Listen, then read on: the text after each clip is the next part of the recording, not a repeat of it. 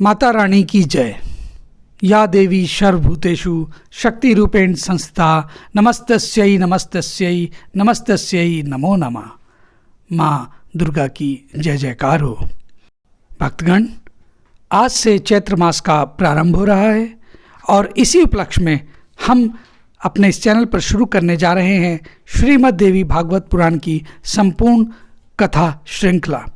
इस श्रीमद् देवी भागवत पुराण की कथा को चैत्र मास में प्रतिदिन प्रातः काल में सुनने से मनोवांछित फल, दैहिक कष्टों का निवारण और जीवन में सुख समृद्धि की प्राप्ति होती है। तो भक्तगण, आइए आज श्रीमद् देवी भागवत पुराण की कथा में प्रथम अध्याय का श्रवण करते हैं। एक बार नैमिषारण्य में शौनक आदि महर्षियों ने वेद वेताओं में श्रेष्ठ मुनिवर सूत जी से पूछा, महामते, अब आप स्वर्ग तथा मोक्ष का सुख प्रदान करने वाले उस पुराण का वर्णन कीजिए जिसमें भगवती की उत्तम महिमा का अत्यंत विस्तार से वर्णन किया गया है और जिसके यथाविधि श्रवण करने से दिव्य ज्ञान से रहित मनुष्यों में भी नवधा भक्ति उत्पन्न हो जाती है।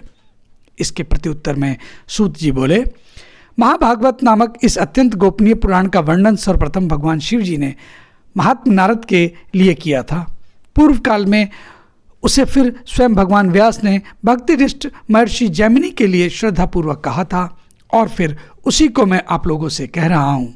इसे प्रयत्नपूर्वक गोपनीय रखना चाहिए तथा कभी भी प्रकट नहीं करना चाहिए। इसके श्रवण करने तथा पाठ करने में द्विज को जो पुण्य प्राप्त होगा, भगवान शिव जी भी 100 वर्षों में उस पुण्य का वर्णन करने में समर्थ नहीं है, तो फिर मैं उसका वर्णन कैसे कर पाऊंगा, क्योंकि वह पुण्य असीम है। यह सुनकर सभी ऋषिगण विस्मित और अत्यंत हर्षित हुए। उन श्रेष्ठ मुनियों ने वेद वेताओं में श्रेष्ठ सूत जी से पुनः कहा। ऋषिगण बोले, मुनिवर, जिस तरह से वह श्रेष्ठ पुराण इस पृथ्वी लोक में प्रकाशित हुआ, आप कृपया करके इसका यथार्थ रूप में भी हमसे वर्णन कीजिए। सूत जी इसके प्रत्युत्तर में बोले, समस्त धर्म शास्त्रों के वक्ता, सभी वेद विदों में श्रेष्ठ, धर्मज्ञ, ज्ञान संपन्न, महाबुद्धि वाले महामुनि भगवान महर्षि व्यास जी 18 पुराणों की रचना करने पर भी किसी प्रकार से संतुष्ट नहीं हुए। उन्हें चिंता हुई कि यह महापुराण परम श्रेष्ठ है, जिससे बढ़कर दूसरा कुछ भी पृथ्वी तल पर नहीं है। भगवती का परम तत्व तथा विस्तृत महात्म इसमें विद्यमान है। देवी तत्व से अनभिज्ञ मैं इसका वर्णन कैसे कर सकूंगा? ऐसा सोचकर उनके मन में बड़ा क्षोभ हुआ। महाज्ञानी महेश्वर शिव जिनके तत्व को भली भांति नहीं जानते हैं, जिनके परम तत्व को जान पाना अत्यंत कठिन है, ऐसा विचार कर परम बुद्धिमान तथा दुर्गा भक्ति परायण व्यास जी ने हिमालय पर्वत पर जाकर कठोर तपस्या की।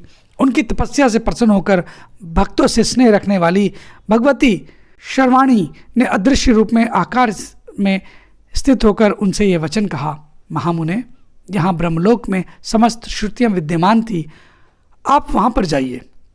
वहाँ आप मेरे संपूर्ण परम तत्व को जान लेंगे। वहाँ श्रुतियों के द्वारा मेरी स्तुति किए जाने पर मैं प्रकट हो जाऊंगी और आपको जो भी अभिलाषा होगी मैं उसे पूर्ण करूंगी। तदंतर भगवती की आकाशवाणी सुनकर महर्षि व्यास जी ब्रह्मलोक गए। वहाँ उन्होंने वेदों को प्रणाम कर उनसे पूछा, अविनाशी ब्रह्मापद क्या है?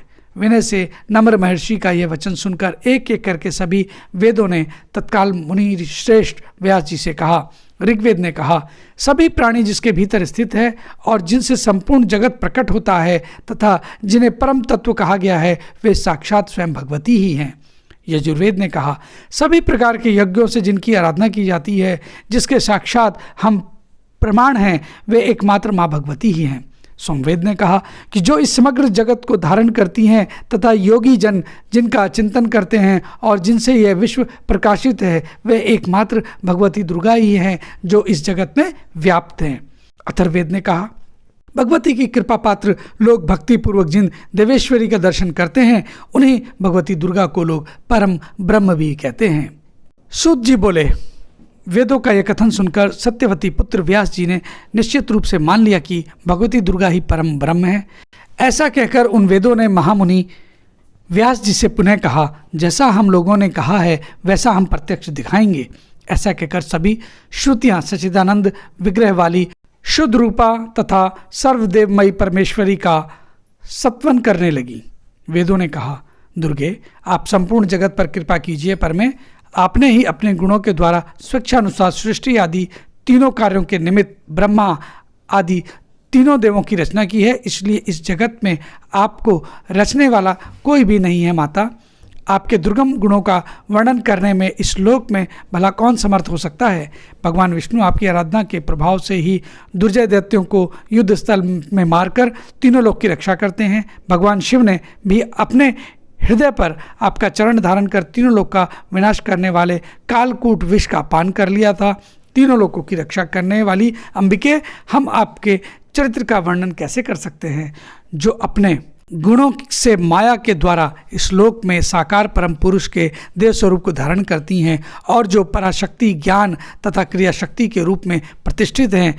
आपकी उस माया से विमोहित शरीरधारी प्राणी भेद ज्ञान के कारण सर्वांतरात्मा के रूप में विराजमान आपको ही पुरुष कह देते हैं। अंबिके, उन आप महादेवी को नमस्कार है। स्त्री पुरुष रूप प्रमुख उपाधि समूहों में से रहित जो परम ब्रह्म है, उसमें जगत सृष्टि के निर्मित सर्वप्रथम सृजन की जो इच्छा हुई वह स्वयं आपकी ही शक्ति से हुई और वह पराशक्ति भी स्त्री पुरुष रूप दो मूर्तियों में आप ही शक्ति से ही विभक्त हुई है। इस कारण वह परब्रह्म भी मायामय शक्ति स्वरूप ही है। जिस प्रकार जल से उत्पन्न ओले आदि को देखकर मान्य जनों को यह जल ही है ऐसा ध्रुव निश्चय होता है, उसी प्रकार ब्रह्म से ही उत्पन्न इस समस्त जगत को देखकर यह शाक्त्यात्मक ब्रह्म ही है ऐसा मन में विचरण होता है, विचार आता है और पुनः परात्पर पर ब्रह्म में जो पुरुष बुद्धि है वह भी शक्ति स्वरूप ही है ऐसा निश्चित होता है। जगदम्बिके, देहधारियों के शरीर में स्थित षट चक्रों यानी मूलाधार चक्र, स्वादिष्ठान चक्र, मणिपुर चक्र, अनाहत चक्र, विशुद्धाख्य चक्र और आज्ञा चक्र में ब्रह्मादि जो 6 विभूतियों से सुशोभित होती हैं, वे प्रलयांत में आपके आश्रय से ही परमेश पद को प्राप्त होती हैं। इसलिए शिवादि देवों में स्वयं की ईश्वरता नहीं है, अपितु आप तो आप में ही देवी एकमात्र आपके चरण कमल ही देवताओं के द्वारा वंदित हैं। दुर्गे, आप हम पर प्रसन्न हो। सूत जी बोले, इस प्रकार श्रुतियों के द्वारा वेद वचनों से स्तुत की गई सनातनी जगदम्बा सती के रूप का स्वरूप दिखाया। सभी प्राणियों के भीतर स्थित रहने वाली उन ज्योति स्वरूपिणी भगवती ने व्यास जी के संशय का नाश करने के लिए इच्छा स्वरूप धारण किया। उनकी आकृति हजारों सूर्यों के प्रभा से युक्त थी, करोड़ों चंद्रमाओं की कांति से सुशोभित हो रही थी, हजारों भुजाओं से संपन्न थी, दिव्य शास्त्रों से सुसज्जित थी, दिव्य अलंकारों से शोभायमान थी एवं उनके शरीर पर दिव्य गंधों का लेप लगा हुआ था। वे सिंह की पीठ पर विराजमान थी और कभी कभी शव पर सवार भी दिखाई पड़ती थी। वे भगवती 4 भुजाओं से सुशोभित थी। उनके शरीर की प्रभा नवीन मेघ के समान थी। वे क्षण क्षण में भी कभी 2, कभी 4, कभी 10, कभी 18, कभी 100 तथा कभी अनंत भुजाओं से युक्त होकर दिव्य रूप धारण कर लेती थी। वे कभी विष्णु रूप में होकर उनके वाम भाग में लक्ष्मी का रूप धारण करके विराजमान दिखाई पड़ती थी, कभी राधा सहित कृष्ण के रूप में हो जाती थी, कभी स्वयं ब्रह्मा का रूप धारण करके उनके वाम भाग में सरस्वती के रूप में दृष्टिगत हो जाती थी और कभी शिव का रूप धारण करके उनके वाम भाग में गौरी रूप में स्थित हो जाती थी। इस प्रकार उन सर्वव्यापिनी ब्रह्म स्वरूपिणी भगवती ने अनेक प्रकार के रूप धारण कर व्यास जी का सभी संशय दूर कर दिया। सूत जी बोले, इस प्रकार पराशर पुत्र व्यास जी भगवती का दर्शन करके उन्हें ब्रह्म के रूप में जानकर जीवन मुक्त हो गए। तदंतर भगवती ने उनकी अभिलाषा जानकर उन्हें अपने चरण तल में स्थित कमल के दर्शन कराए। मुनि व्यास जी ने उस कमल के 1000 दलों में परमाक्षर स्वरूप महाभागवत नामक पुराण को देखा। द्विजो तथा सिर झुकाकर स्तुति करते हुए देवी को सादर प्रणाम करके कृत्य होकर वे महर्षि व्यास जी अपने आश्रम चले गए। उन्होंने भगवती के चरणों में स्थित कमल में परमाक्षर स्वरूप पवित्र महाभागवत पुराण का जिस रूप में दर्शन किया था उसी रूप में उसे प्रकाशित किया। उन्होंने अत्यंत स्नेहपूर्वक मुझे यह पुराण सुनाया और मैंने उसे सुना तथा सम्यक रूप से हृदय में धारण किया। अब मैं स्नेह के कारण आप लोगों से उस पुराण का वर्णन करूंगा। आप लोग प्रयत्नपूर्वक इसे गुप्त रखिएगा। हजारों अश्वमेघ यज्ञ तथा सैकड़ों वाजपेयी यज्ञ इस महाभागवत पुराण की 16वीं कला के भी तुल्य नहीं हैं। इस प्रकार महापात की प्राणियों की भी रक्षा के लिए इस भूलोक में महाभागवत पुराण प्रकाशित हुआ।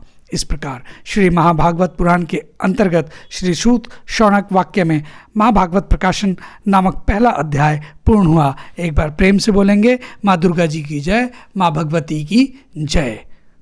दोस्तों, श्री महाभागवत देवी पुराण के प्रथम अध्याय की प्रस्तुति आपको कैसी लगी, कृपया अपनी राय कमेंट बॉक्स में लिखकर बताएं।